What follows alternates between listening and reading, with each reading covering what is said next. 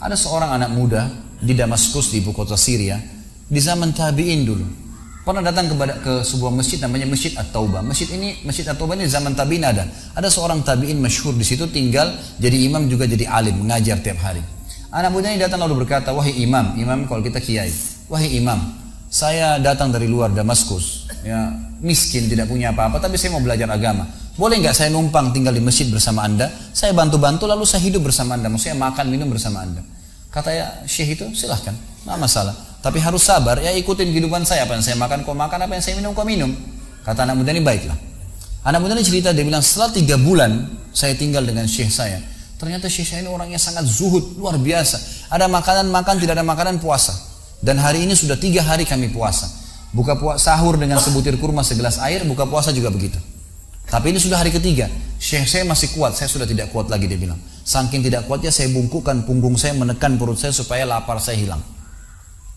Dalam keadaan begitu, syaitan datang menggacaukan pikiran saya sambil berkata, "Wahai anak muda," di benak saya terlintas, "sekarang sudah halal buat kau mencuri makanan. Kalau kau tidak curi makanan, kau mau makan dari mana? Akan mati kelaparan. Minta sama gurumu, gurumu nggak punya. Minta-minta sama orang, gurumu larang minta-minta sama orang. Sekarang kau curi makanan sepotong roti, yang penting tidak mati kelaparan." Dia bilang dalam kondisi saya berkecamuk pikiran syaitan begitu, saya berpikir mencuri makanan di rumah di sebelah masjid. Zaman dulu teman-teman sekalian, dinding masjid tidak seperti kita sekarang ada tembok. Jadi zaman dulu tuh bisa dari tanah liat, atau kalau mau kuat, batang kurma ditebang atasnya, ditebang akarnya, ditancapin, lalu didempet-dempetin. Jadi dinding yang kuat. Dan rumah orang sama masjid berdempetan dindingnya. Dia naiklah dinding masjid, dari belakang masjid dia naik mau mencuri makanan. Di rumah yang pertama dia mau masuk mencuri di sebelah masjid, itu dia lihat ada 3 perempuan yang tidak tutup auratnya, lagi nunun kulit domba. Dia alihkan pandangannya karena dia tahu yang bukan mahramnya haram untuk melihatnya. Dan itu bukan tujuannya, dia ingin cari makanan. Dia pindah ke rumah kedua.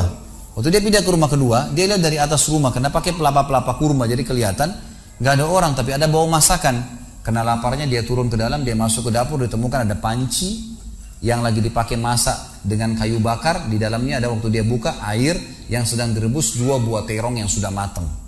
Karena lapar sekali, diambil sama dia terong 1 lalu digigit. Sementara dia kunyah teman-teman sekalian, dia bilang, dia ceritakan nantinya, waktu saya sebentar kunyah dan sangat lapar, saya sudah buru-buru ingin menelannya, tapi tiba-tiba muncul ketakwaan saya pada Allah, muncul ketakutan saya pada Allah, kepatuhan saya sama Allah. Lalu saya berkata dengan diri saya, subhanallah, syaitan berhasil membuat saya melakukan 3 dosa sekaligus. Yang pertama, masuk rumah orang tanpa izin, dosa. Yang kedua, mencuri, mengambil terong itu. Dan yang ketiga, saya sedang memakan makanan yang haram. 3 dosa sekaligus. Maka dia bilang, tidak mungkin Allah membuat saya mati kelaparan karena meninggalkan yang haram. Karena Nabinya Muhammad SAW sudah bersabda, "Man taraka sya'ni la abdalahu khairan min." Siapa yang meninggalkan sesuatu karena Allah, Allah akan gantikan yang lebih baik darinya. Lalu saya lempar gumpalan makanan terong itu ke lantai dapur tersebut, lalu saya kembali ke masjid. Dan masih ada pengajian, saya tidak bisa tangkap apa yang sedang dibahas karena laparnya. Waktu bubar pengajian, dia bilang, guru saya duduk di kursinya, saya pun duduk di tiang salah satu masjid. Ada satu orang tua di belakang masjid. Lalu masuklah seorang wanita dari pintu masjid bercadar, berbicara dengan guru saya sambil guru saya menundukkan pandangannya. Setelah itu guru saya mengangkat kepalanya lalu melihat ke arah saya dan memanggil, "Kesinilah muridku." Datanglah saya, kata anak muda ini. Lalu ditanya oleh guru saya, "Apa kau sudah menikah?" Dijawab oleh muridnya, "Belum." Lalu ditanya 2 kali, "Apa kau ingin menikah?" Dia tidak jawab. "Apa kau ingin menikah?" Tidak jawab. Sampai 3 kali, "Apa kau ingin menikah?" Dia tidak jawab. Lalu kata anak muda ini, "Wahai imam, wahai syekh, ya guru saya setelah Allah subhanahu wa ta'ala, hidup saya bergantung pada anda. Apa yang anda makan, saya makan. Apa yang anda minum, saya minum. Sekarang sudah 3 hari kita punya makanan dan minuman, puasa. Dan saya sangat lapar. Kalau saya nikah, saya mau beri makan dari mana istri saya?" Lalu kata syekhnya, "Ini perempuan di sebelah saya yang bercadar, baru selesai masa iddah meninggal suaminya, 4 bulan 10 hari. Dan dia ditinggalkan harta yang cukup, dia masih muda, dia takut fitnah. Dia ingin saya carikan jodoh, saya anggap kamu cocok. Kamu mau?" Dia bilang iya. Tanya perempuan, "Kamu mau?" Dia bilang iya. Syekhnya keluarin kendi dari kamar, dikasihkan jadi mahar, panggil walinya perempuan, panggil 2 saksi, kalimat akad, selesai. Hitungan menit nih. Lalu kata syekhnya, "Pulanglah ke rumah istrimu. Saatnya sekarang kamu pulang, udah. Nanti kalau mau sholat, mau ibadah, silakan datang ke masjid. Sudah nggak perlu lagi numpang di masjid." Gitu. Pulanglah dia sama istrinya. Dia ceritain, "Di mana saya jalan sama istri saya masih malu-malu, baru nikah. Dan ini kan memang hitungan menit nih. Ya, dia baru tadi kelaparan, tiba-tiba sekarang sudah nikah gitu." Dia bilang, saya jalan, keluar dari masjid, lewat di rumah pertama yang dia tadi manjat mau mencuri, dia lewatin sama istrinya. Begitu masuk, tiba di depan pintu rumah kedua yang dia manjat, gitu kan, istrinya berhenti, buka pintu rumah lalu berkata, "Masuklah suamiku, ini rumah kita." Rumah yang tadi dia mencuri nih. Maka dia pun bilang, saya masuk ke ruang tamu, saya melihat di atas, ini benar rumah tadi yang saya masuk mencuri. Istrinya bilang, wahai suamiku, tadi saya dengar Anda sudah 3 hari nggak makan. Mau makan? Dia bilang, iya. Istrinya masuk ke dapur, ditemukan apa? Panci terbuka, terong yang sudah digigit. Ini kisah nyatanya. Tiba-tiba perempuan ini bilang, siapa yang makan terong saya? Spontan gitu. Teriak gitu kan.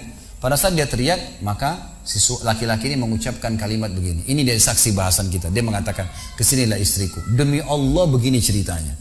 Kronologisnya saya manjat, saya turun, saya lapar, saya makan. Dan demi Allah sebelum saya telan, karena saya takut sama Allah, saya lempar ke dapur, ke lantai dapurmu dan belum kering tuh. Gitu kan. Maka perempuan ini mengucapkan kalimat, saya berharap semua muslimah di belakang sana juga punya iman seperti ini. Kata para ulama, ucapan wanita ini perlu diukir dengan ukiran emas, karena menandakan iman yang luar biasa.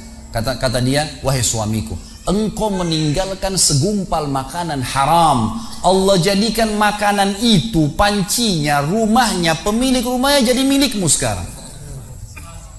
Allah bukan hanya hilangkan laparnya, makanannya dikasih, pancinya, rumahnya, pemilik rumahnya sekarang jadi milik dia. Orang yang bertakwa kepada Allah diberikan jalan keluar, teman-teman sekalian. Jadi bertakwalah sama Allah, hanya patuh dan tunduk kepadanya. Semua yang baik di mata Allah, semua yang buruk juga di mata Allah SWT. Dan jangan pedulikan urusan dunia ini, jalankan sesuai dengan apa yang Allah SWT inginkan. Allahu a'lam.